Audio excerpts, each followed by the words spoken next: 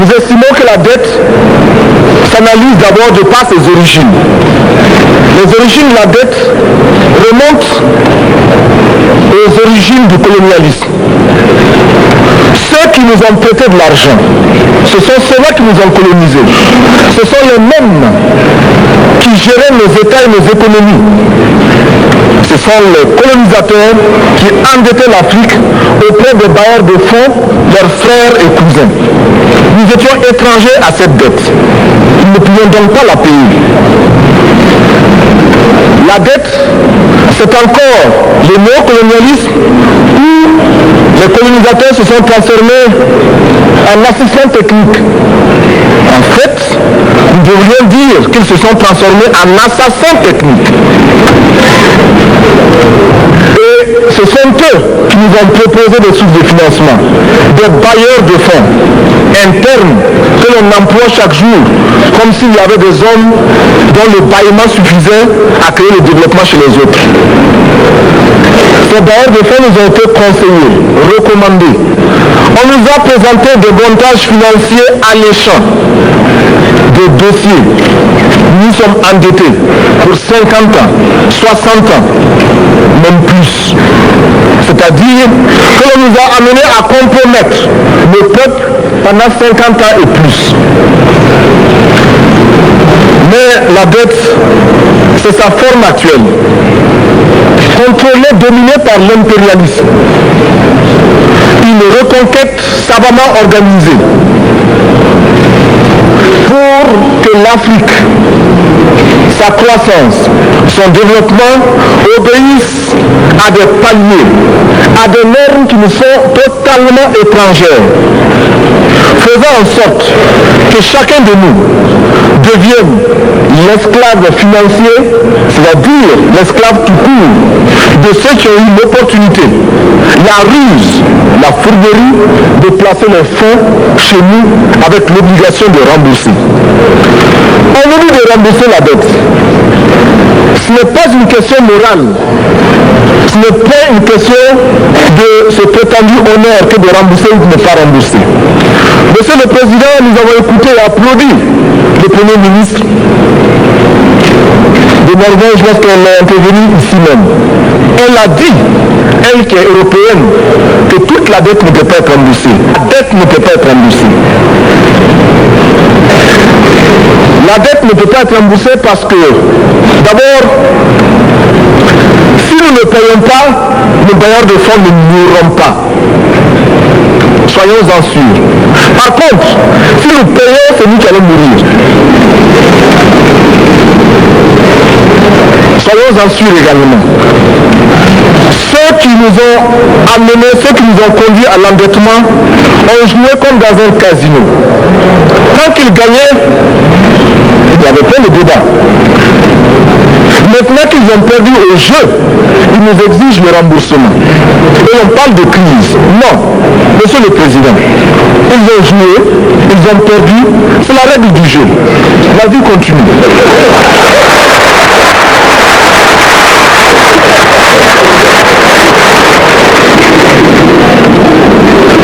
Nous ne pouvons pas rembourser la dette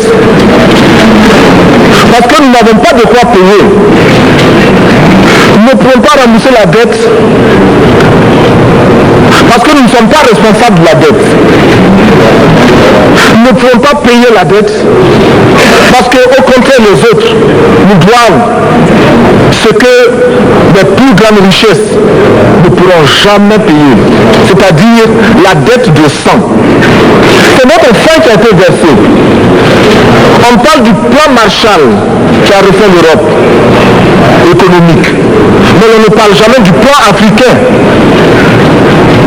qui a permis à l'Europe de faire face aux hordes hitlériennes lorsque leur économie était menacée, leur stabilité était menacée. Qui a sauvé l'Europe? C'est l'Afrique. On en parle très peu. On en parle si peu que nous ne pouvons pas, nous, être complices de ce silence ingrat.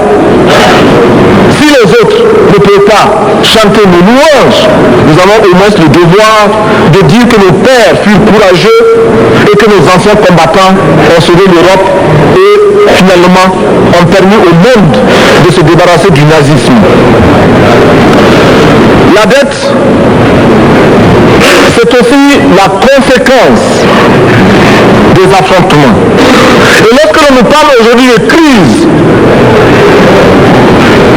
économique, on oublie de nous dire que la crise n'est pas venue de façon subite. La crise existe du tout temps. Et elle ira en s'aggravant chaque fois que les masses populaires seront de plus en plus conscientes de leurs droits face aux exploiteurs. Il y a crise aujourd'hui parce que les masses refusent que les richesses soient concentrées entre les mains de quelques individus. Il y a crise parce que quelques individus déposent dans des banques à l'étranger des sommes colossales qui suffiraient à développer l'Afrique. Il y a crise parce que face à ces richesses individuelles que l'on peut mener, les masses populaires refusent de vivre dans les ghettos, dans les bas quartiers. Il y a crise parce que les peuples partout refusent d'être dans Soweto face à Johannesburg. Il y a donc lutte et l'exacerbation de cette lutte amène les tenants du pouvoir financier à s'inquiéter. On nous demande aujourd'hui d'être complices de la recherche d'un équilibre. Équilibre en faveur des tenants du pouvoir financier, équilibre au détriment de nos masses populaires.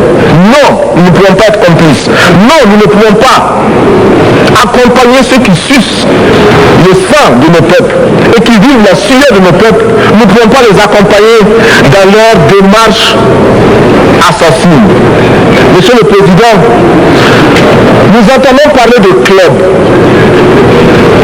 Club de Rome, club de Paris, club de partout. Nous entendons parler du groupe de 5, du groupe de 7, du groupe de 10, peut-être du groupe de 100, et que sais-je encore.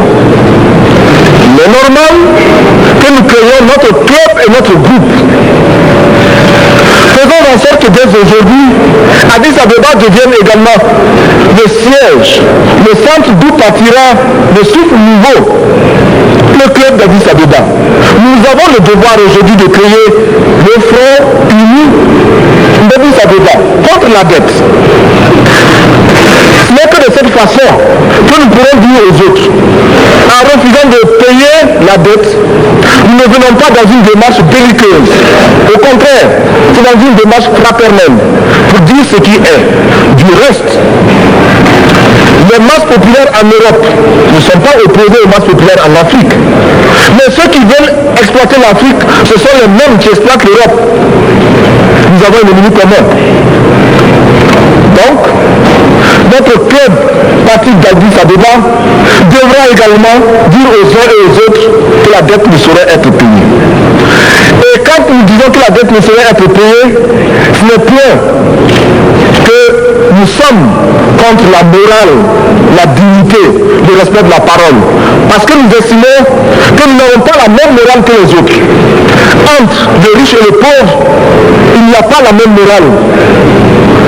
La Bible, le Coran, ne peut pas servir de la même manière celui qui exploite le peuple et celui qui est exploité. Il faudrait alors qu'il y ait deux éditions de la Bible et deux éditions du Coran. Nous ne pouvons pas accepter qu'on nous parle de dignité. Nous ne pouvons pas accepter qu'on nous parle de mérite de ceux qui payent et de perte de confiance vis-à-vis de ceux qui ne paieraient pas. Nous devons au contraire dire que c'est normal aujourd'hui. Nous devons au contraire reconnaître que les plus grands voleurs sont les plus riches. Un pauvre, quand il vole, ne connaît qu'un larcin ou une pécadille, tout juste pour survivre par nécessité. Les riches, ce sont eux qui volent les fiscs, les douanes et qui exploitent le peuple. Monsieur le Président, ma proposition ne vise pas simplement à provoquer ou à faire du spectacle. Je voudrais dire ce que chacun de nous pense et souhaite. Qui ici ne souhaite pas que la dette soit purement simplement effacée? Celui qui ne le souhaite pas, il peut sortir, prendre son avion et aller tout de suite à la Banque mondiale payer. Tous nous souhaitons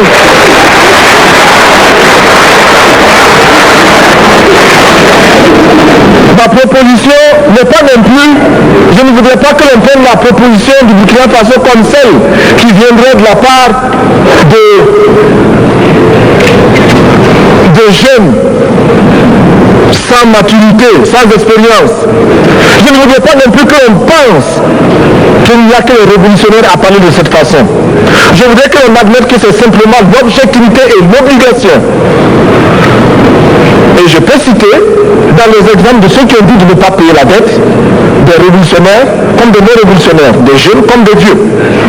Je citerai par exemple, Fidel Castro a déjà dit de ne pas payer. Il n'a pas mon âge, même s'il est révolutionnaire. Mais je pourrais citer également François Mitterrand qui a dit que les pays africains ne peuvent pas payer, les pays pauvres ne peuvent pas. Je pourrais citer Madame le Premier ministre. Je ne connais pas son âge et je m'en voudrais de le lui demander. Mais c'est un exemple. Je voudrais citer également le président Félix Houphouët-Boigny. Il n'a pas mon âge. Cependant, il a déclaré officiellement, publiquement, qu'au moins pour ce qui concerne son pays, la Côte d'Ivoire ne peut pas payer. Or, la Côte d'Ivoire est classée parmi les pays les plus aisés d'Afrique, et moins d'Afrique francophone. C'est pourquoi d'ailleurs il est normal qu'elle paye plus en contribution ici. Mais, monsieur le Président, ce n'est donc pas de la provocation. Je voudrais que très sagement, vous nous offriez des solutions.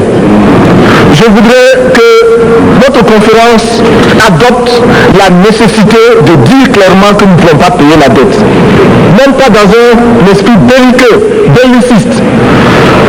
Ceci pour éviter que nous allions individuellement nous faire assassiner.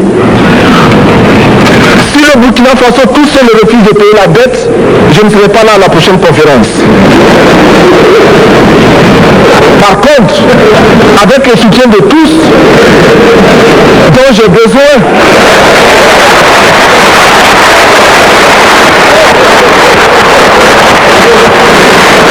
avec le soutien de tous, nous pourrons éviter de payer. Et en évitant de payer, nous pourrons à notre développement.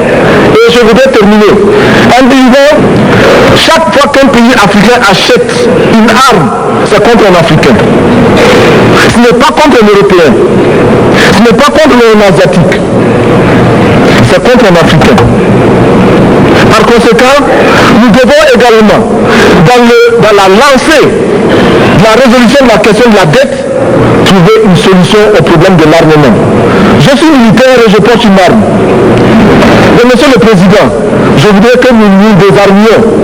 Parce que moi, je porte l'unique arme que je possède et d'autres ont camouflé les armes qu'ils ont.